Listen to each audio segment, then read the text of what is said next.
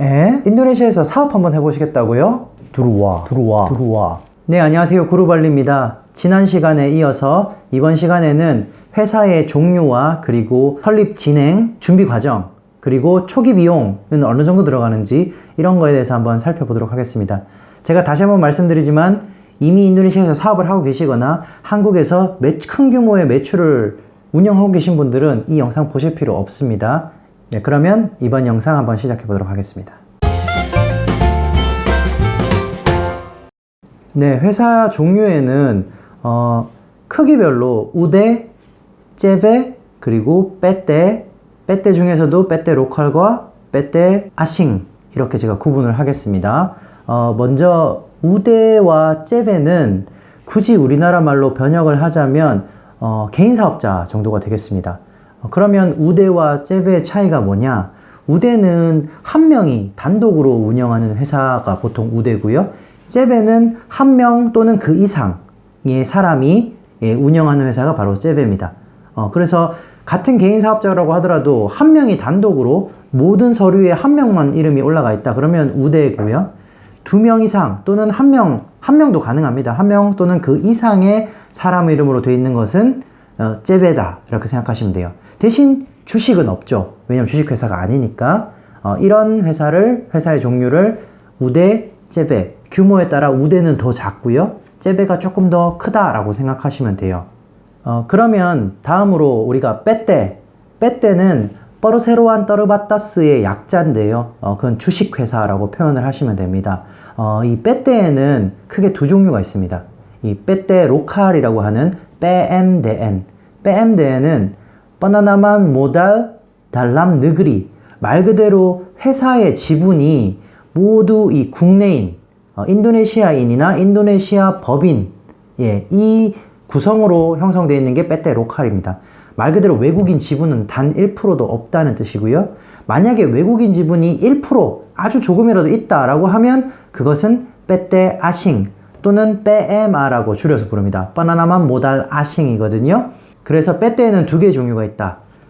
국내 자본으로 이루어진 PMDN 빼떼가 있고요. 외국 자본으로 이루어진 빼마, 이렇게 크게 네 종류의 회사 종류가 있다라고 머릿속에 기억하시면 될 것 같습니다. 그러면 만약에 해외에서 사업을 준비하시는 분들이라 그러면 나는 조그만하게 하고 싶으니까 우대나 제베로도 하면 안 돼요? 라고 물어보실 수 있어요. 근데 우대나 제베로 하는 경우에는 이게 법인이 아니다 보니까 비자 진행이 불가능합니다.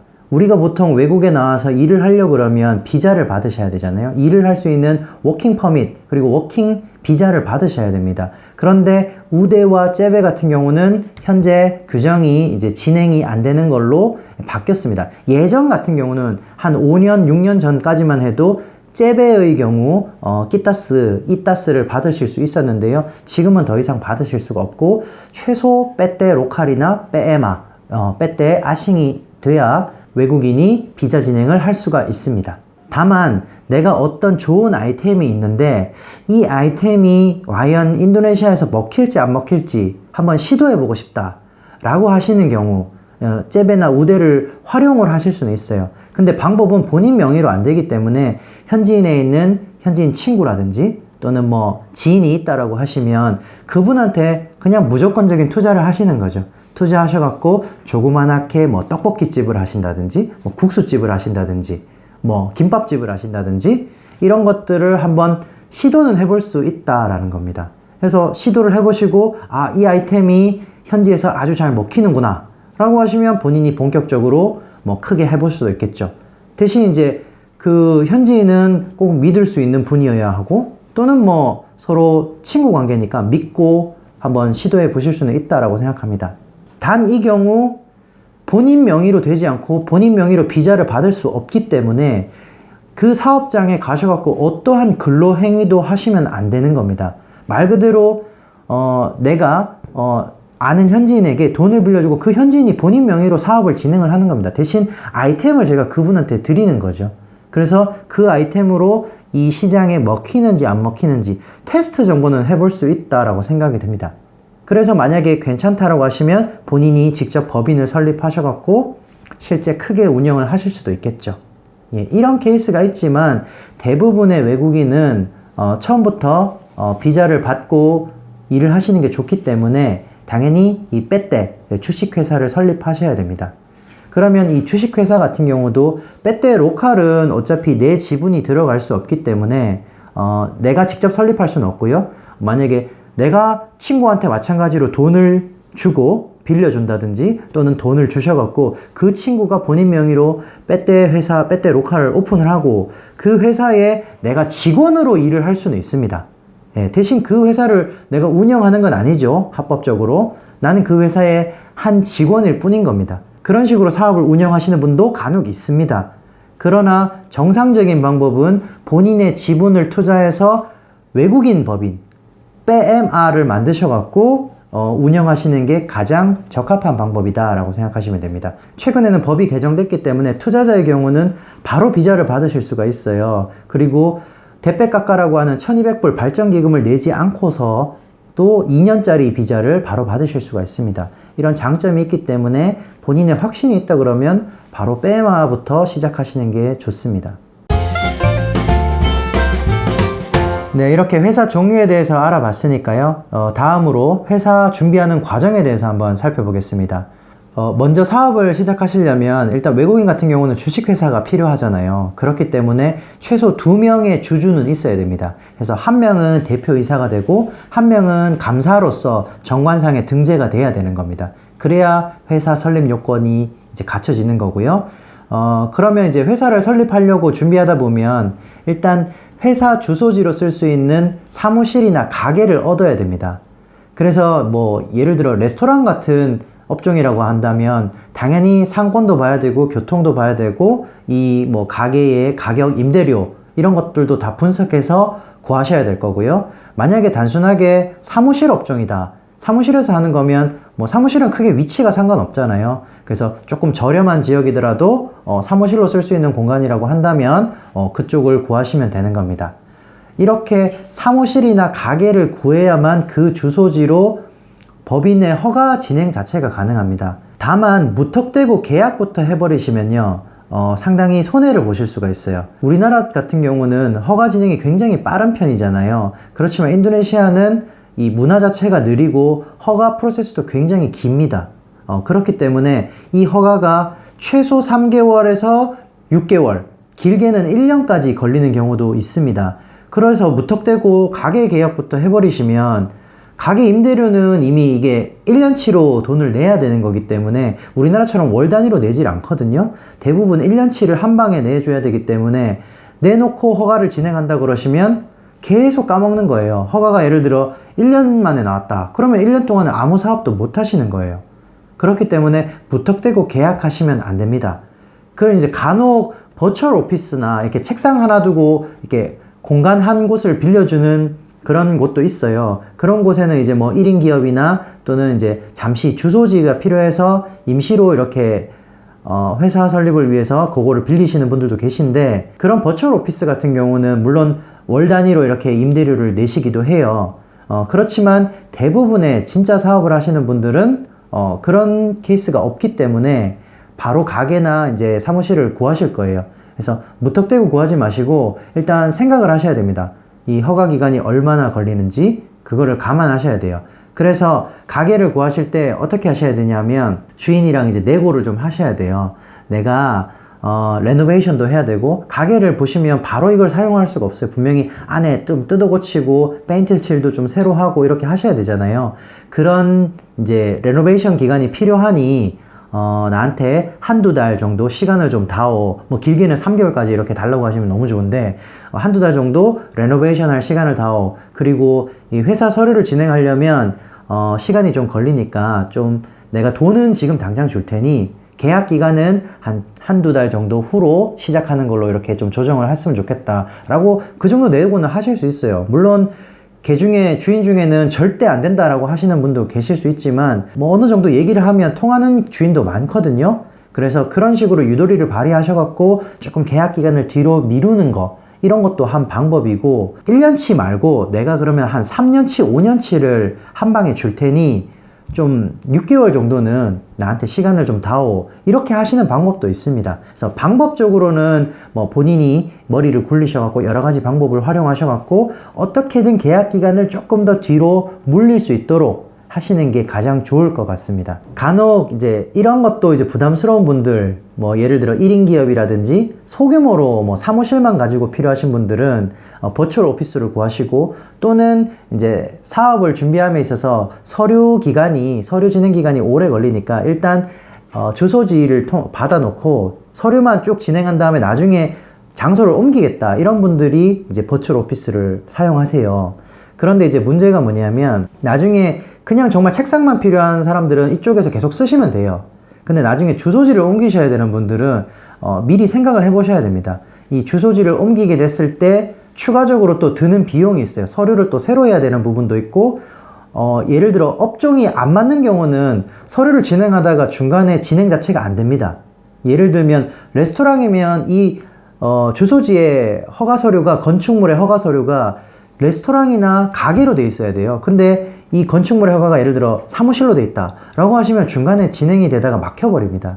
이런 부분에 대해서는 이제 업체들이 제대로 설명을 해주지 않거든요.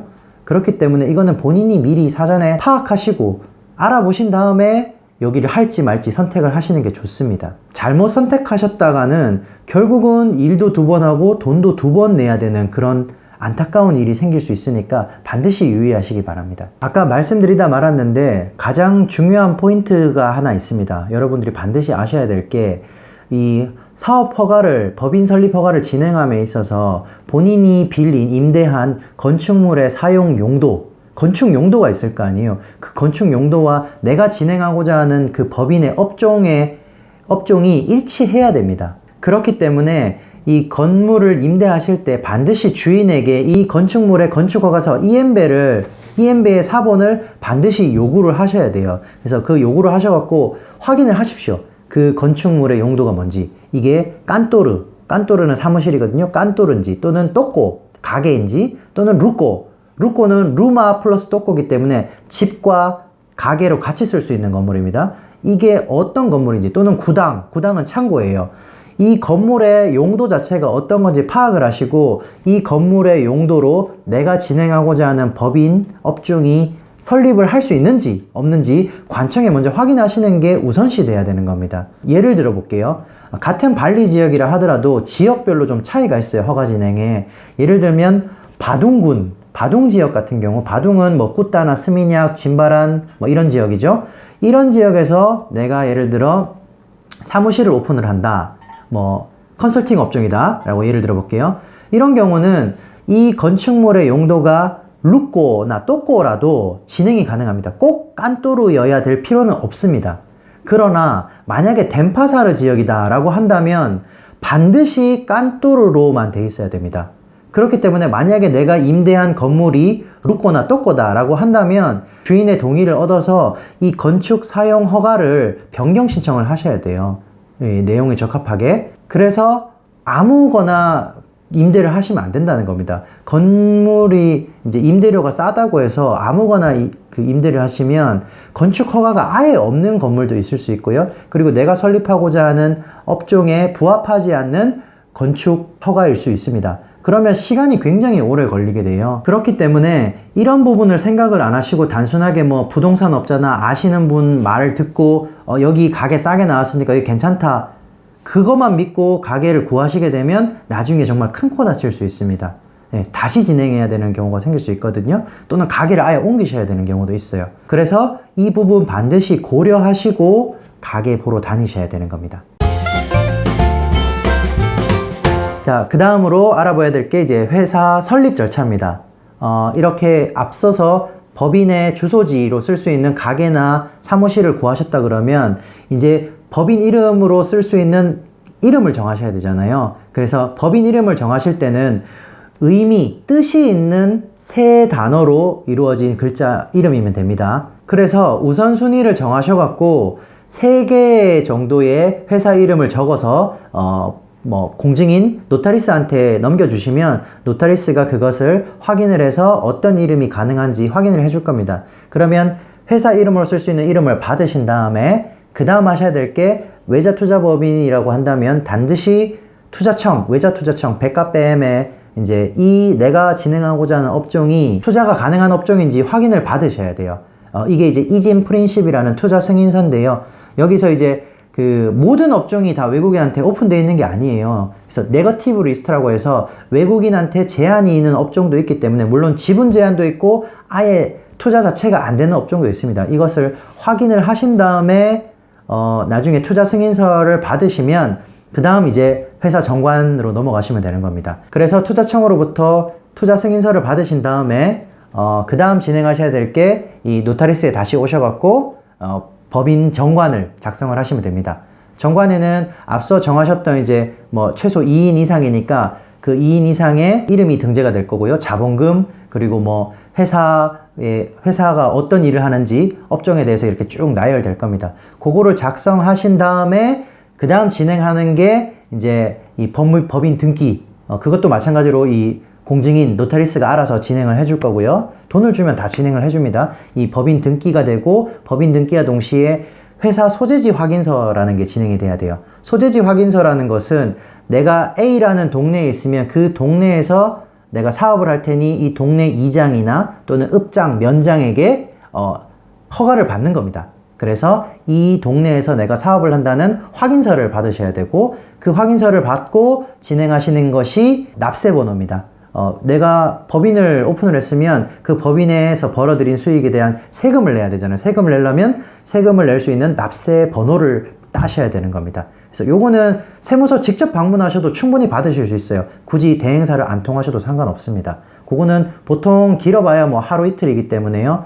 충분히 쉽게 진행하실 수 있습니다. 언어만 조금만 되시면 진행하실 수 있으니까 직접 가셔서 하셔도 되고요. 이렇게 납세 번호를 받으셨으면 그 다음 진행할 것이 이제 사업자 등록입니다. 사업자 등록을 받으시고 그 다음 진행하시는 것이 이제 뭐 업종별로 조금 차이는 있지만 뭐 환경 허가를 받으시고 마지막에 받으시는 게 이제 연구사업 허가서 이웃이라는 건데요. 요거를 받으면 이제 끝이 납니다. 근데 이제 업종별로 조금 이제 차이는 있을 수 있어요. 예를 들어 학원 같은 경우는 교육부에서 허가를 또 따로 받으셔야 되기 때문에 그 관청에 가셔갖고 또 사업자 등록 이후에, 사업자 등록 또는 이전에 요 교육부 허가를 따로 받으셔야 되는 부분이 있으니까 본인의 업종이 어느 관청에서 허가를 따로 받아야 되는지 그런 것도 확인을 하셔야 되는 부분입니다. 그리고 2018년 이제 하반기부터는 인도네시아 정부에서 이제 지금 본격적으로 추진하고 있는 게 OSS 시스템입니다. 이거는 온라인 싱글 서브미션이라고 해서 여러 관청에서 진행되던 허가 서류를 하나로 묶어버린다는 겁니다. 그래서 원스톱 서비스라고 생각하시면 되는데, 이 OSS 시스템에 등록을 하시면 여러 관청에서 받던 따로 진행하던 업무를 여기에서 한 방에 진행을 하거나 또는 서로 링크를 걸어서 자료가 공유될 수 있도록 만들어주는 시스템이에요. 예전에는 6개월, 1년씩 걸리던 허가 진행이 뭐 앞으로는 조금 더 단축될 수 있겠죠. 이런 시스템을 활용을 하다 보면. 그런데 이제 지금 아직은 이 초기 단계라서 이게 오류도 있고 그래서요. 나중에 OSS 시스템이 어느 정도 안정화되면 제가 요거는 따로 OSS 시스템에서 어떤 서류를 어떻게 진행할 수 있는지 한번 찍어 보도록 하겠습니다. 아쉽지만 조금만 시간을 가지고 기다려 주시고요. 다시 허가 과정으로 돌아와서요. 진행 과정 중에 한 가지 특이한 점이 있습니다. 여러분들이 상식적으로 생각하시기에 내가 법인 설립을 진행을 하려면, 가게를 임대를 하려면 가게 임대 비용도 있어야 되고요. 법인 설립 진행하시려면 법인 설립 진행 비용도 필요합니다. 여러 가지 돈이 필요하잖아요. 그럼 이 돈을 합법적으로 한국에서 송금을 하시기 위해서는 현지에 통장이 있어야 됩니다. 그래서 제가 은행에 가서 나 이런 사업을 하려고 통장이 필요하니 우리 법인 통장을 만들고 싶다 라고 하시면 은행에서 하는 말이 그럼 법인 서류를 들고 와 라고 할 거예요. 그러면 법인 서류를 만들려 그러면 이미 가게가 계약이 돼 있어야 되고 법인 서류를 진행을 해야 되는 거잖아요. 또 에이전트한테 돈을 주실 수도 있는 문제고, 결국에는 이 뭐가 달걀이 우선이냐 닭이 우선이냐 이 문제가 돼버리는 거예요. 회사를 설립을 하려면 돈이 필요한데 돈을 보내기 위해서는 은행 계좌가 필요해요. 근데 은행 계좌를 만들려면 결국 다시 법인 서류가 필요하다는 거죠.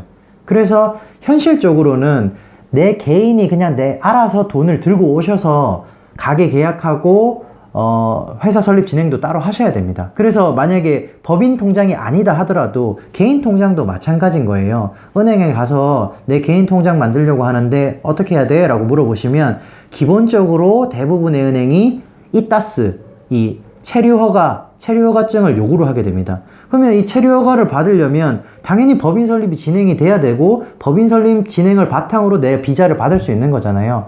결국은 마찬가지인 겁니다. 돈이 먼저 들어와야만 이 모든 게 진행이 되는데 돈이 들어오기 위해서는 결국 통장이 필요한데 통장을 만들기 위해서는 다시 법인 허가가 필요한 거고 그래서 결국에는 자기가 알아서 돈을 들고 와야 된다 이렇게 되는 겁니다. 그래서 결론적으로는 이런 진행을 원활하게 하기 위해서는 본인이 유도리 있게 알아서 돈을 들고 오셔갖고요. 예, 이 돈으로 일단 회사 설립이나 가게 임대나 사무실 임대를 먼저 하시고 나중에 법인 설립이 진행이 되면 나중에 이 비용 영수증을 가지고 계셨다가 비용 처리로 이렇게 하시는 게 가장 좋은 방법입니다. 자, 이렇게 하시면 이제 어느 정도 회사 설립이 마무리가 되는데 그러면 이제 비용을 우리가 한번 계산을 해볼게요. 근데 이제 비용을 계산하려면 사실 업종별로 비용차가 굉장히 많이 납니다. 그렇기 때문에 제가 단순하게 예를 들어서 작은 기업, 그냥 사무실로 쓸 수 있는 뭐 컨설팅 업종이라든지 이런 업종을 기준으로 또 지역은 발리를 기준으로 한번 예를 들어 보겠습니다. 먼저 사무실로 쓸 수 있는 뭐 사무실 임대 비용이 뭐 발리 작은 거, 뭐 단층짜리도 괜찮고요. 복층짜리도 괜찮은데 저는 조금 저렴한 걸로 생각을 해서 계산을 해보면 연에 한 5천만 루피아 정도 예상을 하시면 되고요. 물론 더 비싼 것도 굉장히 많습니다. 지역별로. 저는 이제 조금 저렴한 사무실로 단지 쓸 수 있는 곳, 그런 곳을 본다면 연 5천만 루피아. 플러스 거기 안에 집기가 들어가야 되겠죠. 뭐 레노베이션이 들어갈 수도 있고요. 집기가 들어가는데 레노베이션 일단 뭐 제가 빼놓고 집기, 뭐 책상, 컴퓨터, 그 다음 프린트, 또 뭐가 있나? 소파 정도는 있어야겠죠. 소파랑 탁자 정도. 이런 것들 뭐 쭉 계산해 보면 약 2천만 루피아 정도 들어갈 것 같습니다. 그래서 5천만 더하기 2천만, 7천만이죠. 그리고 다음 진행해야 될 게 회사 허가 서류. 회사 허가 진행 플러스 비자도 받아야 될 거 아니에요. 내가 일을 하려면. 그래서 허가 플러스 비자 플러스 마이너스 해서요. 대략 뭐 7천에서 8천만 루피아 정도 들 것 같아요. 그래서 뭐 그냥 8천만 루피아로 한번 생각을 해볼게요. 그러면 토탈 비용이 1억 5천만 루피아 정도 예상을 하실 수 있습니다. 1억 5천만 루피아 정도면 우리나라 돈으로 한 1200만 원 정도 될 것 같은데요. 1200만 원 플러스 사실은 1년을 버틸 수 있는 내 경비가 있어야 될 거 아니에요. 뭐 직원을 뽑으면 직원 월급도 줘야 되고 전기세, 인터넷 이런 것들을 사용할 수 있는 비용 생각해보면 최소 2천만 원은 초기 자본 2천만 원은 가지고 와야 내가 작은 사무실에서 일할 수 있는 그런 법인을 만들 수 있다 이렇게 생각하시면 됩니다.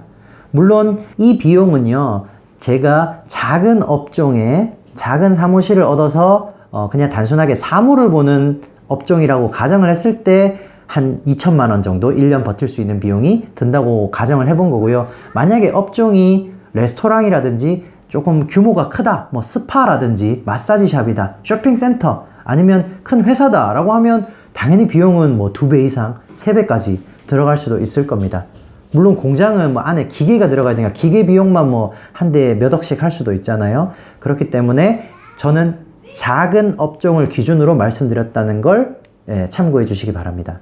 네, 오늘은 내용인 자체가 길 것 같아요. 그래서 여기까지 마무리를 짓고요. 다음 편에는 이제 본격적으로 법인을 설립하신 다음에 어떤 식으로 운영하시는지 그리고 그 운영함에 있어서 주의하실 점은 무엇이 있는지 이런 것들을 제가 항목별로 조금 살펴보도록 하겠습니다.